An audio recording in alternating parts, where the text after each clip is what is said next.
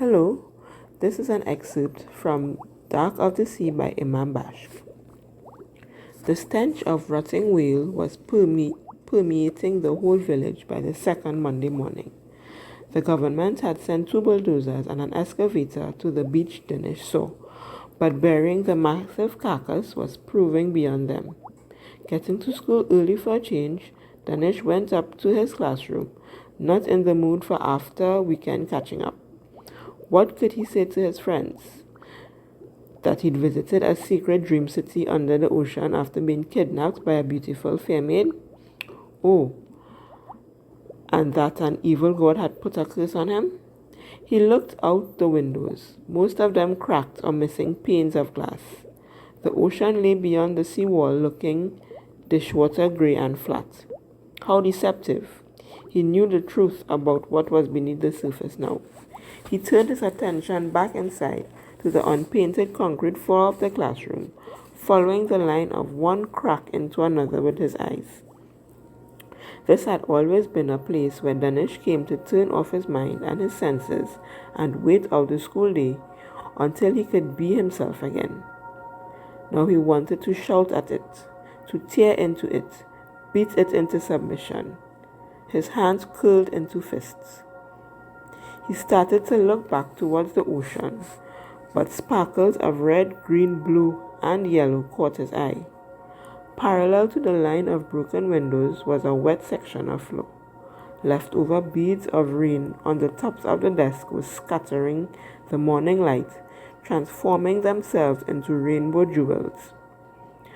The colors drew Danish into a relaxed trance, and his breathing slowed. A deep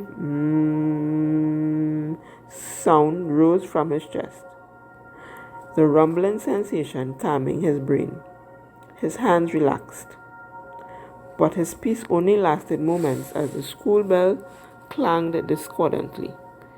Outside in the pseudo courtyard, he saw the school secretary at the office door, laboring with both arms to swing the brass handbell. The school lined up by class for assembly, so Danish was soon with Robert and the others in grade 9C, while he stood to attention and said the national pledge. Nadira was in 9B, so she stood directly in front of them in her own line. From time to time, she would turn and make subtle insult faces at Robert. The morning heat was rising, and Danish found himself ignoring the others as he zoned everything out, anticipating the boredom of another assembly. But this was no ordinary day. As Miss Curran finished her usual tally of announcements and admonishments, she shifted her voice, becoming officious. Children, our country is in a terrible crisis. As some of you may have heard, recent figures show that we in Guyana have the highest suicide rate in the world, and Esquibo has the highest rate in Guyana, and most of the people take their own lives are young people like you. Her accusing tone of voice at the end was meant to make Danish feel guilty that his generation had brought shame to his country. That might have worked last week. Today he had enough internal defiance to think that Miss Curran was wrong about him. Danish thought of the handsome monkey god and smiled to himself. Then he caught Miss Gita staring at him, and he quickly slipped on his well-practiced blankness. On stage, Miss Curran said, "Now listen carefully," and swept her eyes over the students. "We will be having a visitor this afternoon from the Ministry of Health, a doctor, to give you a very important talk about suicide. I'm warning you right now that you are all to sit quietly and pay proper attention. Anyone who makes the school look bad will be severely punished."